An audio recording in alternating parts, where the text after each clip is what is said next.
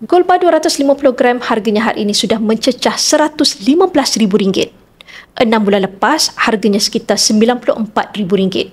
Dalam masa 6 bulan sahaja, kenaikan harga emas sekitar RM21,000 atau 22%. Dalam simpanan emas, terdapat 4 faktor yang menentukan keuntungannya maksimum. Yang pertama, tempoh masa di mana lebih lama anda menyimpan emas, lebih besar keuntungannya. Yang kedua, jumlah gram emas.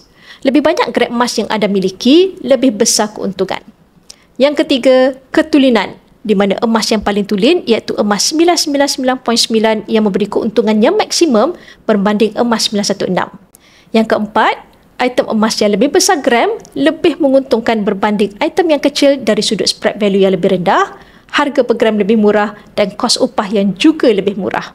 Jadi jika anda ingin jadikan emas ini sebagai simpanan yang boleh maksimumkan keuntungan, anda boleh rujuk kepada 4 faktor tadi.